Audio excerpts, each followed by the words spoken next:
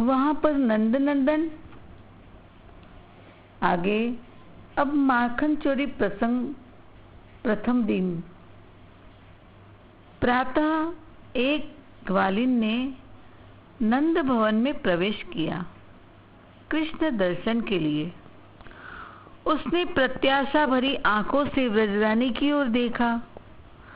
कदाचित कोई सा कार्यभार वे मुझे सौंप दे, कुछ क्षण यहाँ और रुक जाने का बहाना हो जाएगा। श्री कृष्ण चंद्र का सौंदर्य निहार कर मैं शीतल होती हूँ। इधर रंधनशाला के द्वार पर अवस्थित व्रजरानी भी सोच रही थी, क्या करूं, किसकी सहायता लूं। रोहिणी जी तो समागत ब्राह्मण की सेवा में लगी है। परिचारिकाएं गोष्ठ से आए हुए दुग्ध पूरित कलशों को यथास्थान रखने में अत्यंत व्यस्त है। ब्रजेश्वर नारायण सेवा में संलग्न है। शीघ्र ही भोग सामग्रियों को नारायण मंदिर में पहुंचा देने का आदेश भी आ चुका है। दधि मंथन का कार्य अधूरा छोड़कर मैं उठ भी आई, पर मेरा नीलमणि ने स्तन्यपान के लिए अंचल पकड़े रखा है। इसे दूध पिलाकर पुनः वस्त्र परिवर्तन कर मैं रंधनशाला में चली जाऊंगी, किंतु इस आधे मथे दही से माखन तो निकला नहीं। विलंब होने पर तो निकलेगा ही नहीं। फिर पद्मगंधा कजरी के दूध का सद्योमथित नवनीत आज मैं अपने नीलमणि को कैसे दे पाऊंगी। अच्छा, इस ग्वालिन से बिलोने की कह दूं क्या। बस दो हृदय की एक चंचल धारा अज्ञात चेतना के धरातल पर जा मिली। व्रजरानी उस गोप सुंदरी की ओर दृष्टि फेंक कर कह ही तो उठी, सखी जरा इस दही के मटके में मंथन कर नवनीत निकालो, मैं तब तक मोहन को स्तनपान करा दूं। अब तो उस सखी के हर्ष का पार नहीं। आनंद में निमग्न वह मथानी की ओर चली। अवश्य ही उसकी दृष्टि मथानी को नहीं देख पा रही, क्योंकि उसकी दृष्टि तो यशोदा रानी के अंक में विराजित श्री कृष्णचंद्र के रूप में भरी है।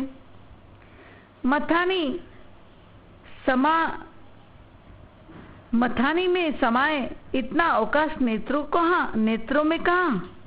इसीलिए अनुमान से मथानी के समीप वह तो जा पहुंची, पर देख न पा सकी कि वहां क्या है। आते ही दही भांडन में चरण के वेग से स्पर्श हुआ। वह दही पात्र उल्टा हो गया, दही की धारा बह चली। गोप सुंदरी ने हाथ से टटोल कर केवल यह समझा कि मटका तिरछा हो गया है। अपनी जान में सीधी करके वह बिलोने लगी। प्रेम विवश हुई ग्वालिन यह नहीं जानती कि वह रीते पात्र में ही मंथन दंड चला रही है। दही तो बाहर बह गया है। यशोदा रानी ने भी तब जाना कि जब श्री कृष्ण स्तनपान करके विरत होकर हंसते हुए से उस ग्वालिन की ओर देखने लगे और जननी को उस ओर देखने के लिए इंगित करने लगे। रानी ने पुकार कर कहा, री सखी अपने को संभाल। अब कहीं जाकर व्रत सुंदरी को मथानी की दधी पात्र की वास्तविकता का भान हुआ। फिर तो संकोच लज्जा में वह बह चली। व्रज रानी को भी यह संकोच हुआ कि इसकी सुख समाधि मैंने तोड़ दी। दूसरे दिन वह ग्वालिन पुनः नंद भवन में आई। आकर देखा व्रजेश्वरी दूध पीने के लिए अपने नीलमणि की मनुहार कर रही है। अग्रज बलराम भी समीप ही बैठे हैं। उन्होंने तो जननी का लाड़ स्वीकार कर दूध पी लिया, किंतु हठेले श्री कृष्णचंद्र नहीं पीते। अंत में मैया ने वही युक्ति पुनः लाला के पास रखी, उसे संभाल लिया। कजरी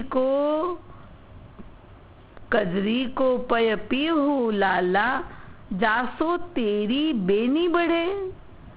कजरी का दूध पी ले लाला, जिससे तेरी बेनी तेरी चोटी बढ़ेगी। श्री कृष्ण इस बात को सुन फंस गए, दुग्ध पान पीने लग गए, किंतु साथ साथ अपने घन कृष्ण केशों पर हाथ रखकर देखते जा रहे हैं कि वेणी वास्तव में बढ़ी या नहीं। जब बढ़ती नहीं दिखती तब उन्हें जननी की वंचना का भान होता है। उस समय उनके मुखारविंद पर नाचती हुई विविध भाव लहरियों की शोभा देखने ही योग्य है।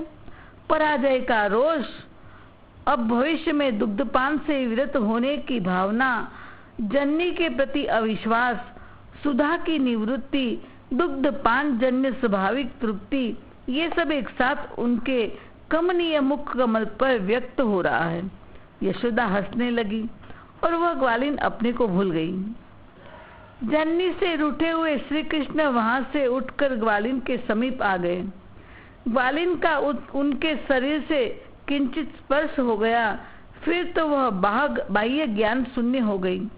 जब चेतना हुई तब उसके घर के लोगों ने उसे बताया कि वह पूरे 8 प्रहर प्रस्तर की प्रतिमा की भांति निस्पंद बैठी थी, किंतु वह नंद भवन से अपने आवास में कैसे चली आई, यह प्रश्न किसी के मन में उदय न हुआ। स्वयं ग्वालिन ने भी इसका रहस्य न जाना। जानने का अवकाश जो न था, वह तो निरंतर देख रही थी ब्रजेंद्र नंदन दुग्ध पान कर रहे हैं एवं वेणी बढ़ी कि नहीं इसकी परीक्षा कर रहे हैं। समाधि से जागते आधी घड़ी में सारा गृह कार्य कर लिया और नंद भवन की ओर दौड़ चली। आज तीसरा दिन था। जब नंद भवन पहुंची तो उसने देखा कि विविधेक पकवान मिष्ठान थालों में सजाकर सामने रखकर ब्रजेश्वरी श्री कृष्ण को लाड लड़ा रही है, किंतु उसे खाने की बात तो दूर, कन्हैया उसकी ओर ताकते तक नहीं, बल्कि खींच के कह रहे हैं, मैया मोही माखन भावे, जो मेवा पकवान कहती तू, मोही नहीं रुचि आवे, मैया मोही माखन भावे। वह गोपी ठीक श्याम सुंदर के पीछे खड़ी थी। वह उनके मधुर वचनों से अमृत झर रहा है, उसे पीकर वह मत्त हो रही है।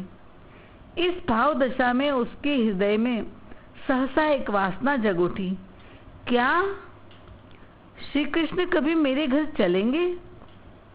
मेरे घर का नवनीत ग्रहण करेंगे? पूरे मेरे सामने रहने पर तो ये संकुचित हो जाएंगे, अतः मैं तो दधि मंथन कर छिप जाऊं और तब ये मथानी के समीप जाए, वहां बैठकर यथारुचि माखन आरोगे। मैं यह देख निहाल हो जाऊं, मेरे नेत्रों की यह साथ पूरी होगी क्या? ग्वालिन अपने मन में मनोरथ चित्र अंकित कर रही है, पर यह अंकित हो रहा है भगवान के मन पटल पर। इस मनोरथ प्रवाह में मन के साथ तन भी बह चला। सहसा वह नंद भवन से लौट पड़ी, अपने घर आ पहुंची। जाते समय दही मंथन किए बिना चली गई थी, आते दही मंथन करने लगी। उसे ऐसा प्रतीत हो रहा है कि श्री कृष्ण उसके द्वार पर पधारे हैं। वह बार बार द्वार की ओर देखती है, पर द्वार सुना पाकर पुनः अपने भावों में विभोर हो जाती है। भगवान को बुलाने लगी, कहने लगी, आज मोरी अंगना में अयो नंदलाल, अयो री गोपाल, दर्शन की प्यासी गुजरिया। आज मोरी अंगना में अयो नंदलाल, अयो री गोपाल, दर्शन की प्यासी गुजरिया। अंगना में अयो मेरा माखन खइयो, अंगना में अयो मेरा माखन खइयो। हाँ मीठी मीठी मीठी मीठी बतिया सुनइयो नंदलाल, अय्यो नंदलाल, दर्शन की प्यासी गुजरिया। अंग पिज बुलिया हो श्याम, अंग पिज बुलिया हो सिर पे लटोरिया। अंग पिज बुलिया हो सिर पे लटोरिया। हाँ दूध सी दंतुलिया, दिखैयो नंदलाल, अय्यो री गोपाल, दर्शन की प्यासी गुजरिया। आज मोरे अंगना में अय्यो नंदलाल, अय्यो री गोपाल, दर्शन की प्यासी गुजरिया। रैन नाही सोवे हम भोर ही बिलोवे, रैन नाही सोवे हम भोर ही बिलोवे। गावे और ध्यावे तू ही को नंदलाल, अय्यो री गोपाल, दर्शन की प्यासी गुजरिया। कोरी कोरी मटकी में हो श्याम, कोरी कोरी मटकी में गोरी गोरी गैयन को, कोरी कोरी मटकी में गोरी गोरी गैयन को। हाँ तू ही को जमाई, दधी राखो है गोपाल, अय्यो नंदलाल, दर्शन की प्यासी गुजरिया। दर्शन की प्यासी गुजरिया। ग्वालिन को ये पता नहीं, उसके मनोरथ तंतु से बंधे भक्त वत्सल भगवान उसके घर आने चल दिए हैं।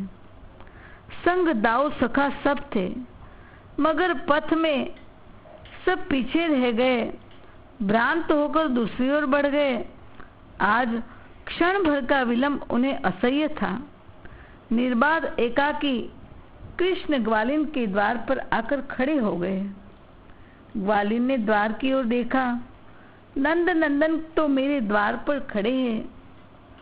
ओह यह रूप! ग्वालिन के प्राणों में स्पंदन होने लगा। पर क्षण भर का भी विलंब मनोरथ को तोड़ देगा। उसने द्रुत गति से मणिस्तंभ की ओट में अपने को छिपा लिया। इसे कहते हैं, जब मैं था तब हरि नहीं, अब हरि है मैं नाही। प्रेम गली अति साकरी, तामे दो न समाही। ग्वालिन छिप गई। मणि खंभ अहंकार का प्रतीक है। ग्वालिन ने अपने मैं को खंभ के पीछे छिपा लिया, यानी अहंकार त्याग दिया। श्री हरि ने इधर उधर देखा, कोई न दिखा, तब घर में प्रवेश किया। ग्वालिन के हृदय में मन रूपी माखन खाने उन्होंने उसके शरीर रूपी घर में प्रवेश किया है। हरि को आवत ग्वालिनी जान्यो, परम मुदित अति ही सुख मान्यो। जो साक्षी बन प्रभु को देखता है, उसे हृदय में प्रभु की उपस्थिति दिख जाती है। उसने देखा भगवान आए, मथानी के पास बैठे। मन रूपी माखन हाथ डाल के निकाल भोला मुखड़ा बनाकर खाने लगे। चित्ते रहे मणिखंभ में हरि अपनी प्रतिछाह, जानी दूसरे ग्वालती प्रभु सकुचे मन माह।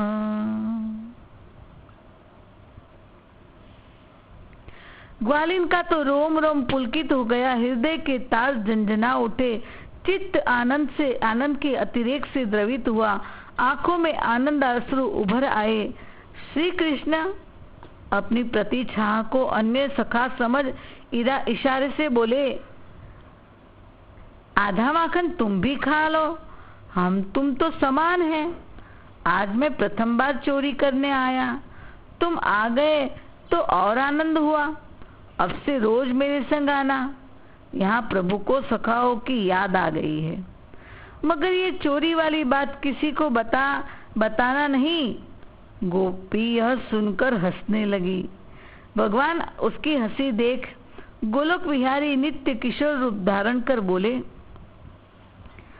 खातिर कर ले नई गुजरिया, रसिया ठाड़ो तेरे द्वार, ठाड़ो तेरे द्वार, रसिया आयो तेरे द्वार, खातिर कर ले नई गुजरिया, रसिया ठाड़ो तेरे द्वार। ये रसिया तेरे नित्य न आवे, प्रेम होय तो दर्श दिखावे, अधरामृत को भोग लगावे, कर मेहमानी ले चल भीतर, समय न बारंबार, खातिर कर ले नई गुजरिया, रसिया ठाड़ो तेरे द्वार। हृदय की चौकी पर अलबेली, नेह का चंदन सरस नवेली, दीक्षा ले बन जइयो चेली, पुतरीन पलंग बिछाए पलक को, कर ले बंध की वाड़, खातिर कर ले नई गुजरिया, रसिया ठाड़ो तेरे द्वार।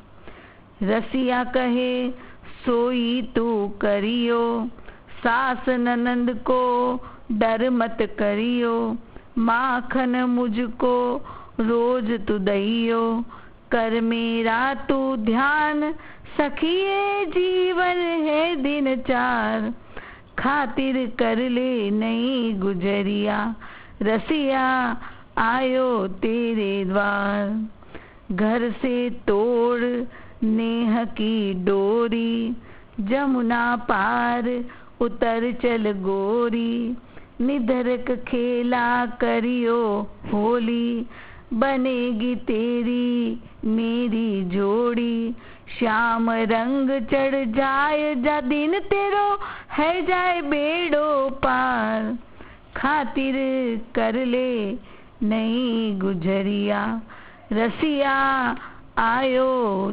तेरे द्वार। दरअसल गोपी पर तो श्याम रंग चढ़ गया है, उसका बेड़ा तो पार हो गया है। ये तो उपदेश श्याम सुंदर हमें दे रहे हैं। गोपी को अपना सच्चित आनंदमय गोलोक विहारी नित्य किशोर रूप दिखाकर उसकी साधना का फल मिलन, प्रेम, दर्शन, सुख दे के चले गए। अति आनंद ग्वालिनी मन माही, पूछत सखी परस्पर ताही, पाया आज हाथ कछु तेरी, कैसे तो ही अति आनंद हैरी। सखियों ने देखा ये बावरी आनंद भरी डोल रही है, अवश्य उसके हाथ ऐसी कोई वस्तु आई है, तभी तो उसका रोम रोम पुलकित है, कंठ गदगद है। अतः पूछ रही है, तूने ऐसा क्या सुख पाया जो तेरी ये दशा हो गई? हम सबके शरीर भिन्न भिन्न हैं, पर आत्मा तो एक है। हम में तुम्हें कोई भेद नहीं है। बता सखी बता। सभी सखियों को यह ज्ञान था कि शरीर का रूप, रंग, नाम, गुण में भेद है, मगर सब में आत्मा एक है। इस ज्ञान में थोड़ा आनंद है, क्योंकि जीव को इतना तो पता है कि हम शरीर नहीं आत्मा है। जहाँ हम सब एक आत्मा है, यह ज्ञान है, वहाँ कोई लड़ाई नहीं होती। अतः व्रज की कथा में व्रजवासी गोपी ग्वालों में लड़ाई की कथा नहीं। जहाँ मैं शरीर हूँ यह भेद बुद्धि है, वही लड़ाई है। सखियों ने आत्मा सबकी एक ही है यह जाना था, परंतु परमात्मा को नहीं देखा था। इसीलिए पूछती है, हमने सुना है ऐसा आनंद तो जब कोई परमात्मा को पाए तब मिलता है, तब ऐसी दशा होती है। बता, तूने यह आनंद कैसे पाया और कहाँ से पाया? दीवानी सखी बोली, सुनो सखी, मैंने जो सुख पाया वह तुम्हें बताती हूँ। हे गोरी, यशोमती सुत अति सुंदर है। वो आज हमारे घर चोरी आया और माखन खाने लगा। मैं चोरी से उन्हें भीतर से देखने लगी तो उनकी मोहिनी छवि देख दीवानी अचक्री हो गई। आज मैंने उनका रूप देखा तो मेरी ये दशा हो गई। सखिया कहती है, वैसे तो हम सब रोज उनके दर्शन करती है, तब आनंद तो आता है, मगर तेरा तो विशेष आनंद है। दीवानी सखी कहती है, उसने भी तो मुझे विशेष रूप दिखाया है जो अनिर्वचनीय है। आंख देखती है मगर बोल नहीं पाती, वाणी बोलती है पर देख नहीं पाती, हृदय अनुभव करता है, बोल या देख नहीं पाता। ये तो गूंगे के गुड़ जैसी दशा है। मेरे अंग को उनका स्पर्श हुआ तो रोम पुलकित हो गया। ये आनंद अलौकिक है, यह मन इंद्रिया इसका बखान नहीं कर सकती।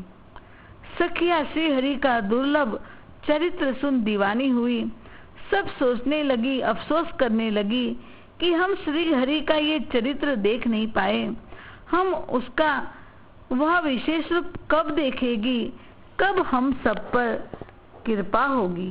बोलिए माखन चोर भगवान की जय।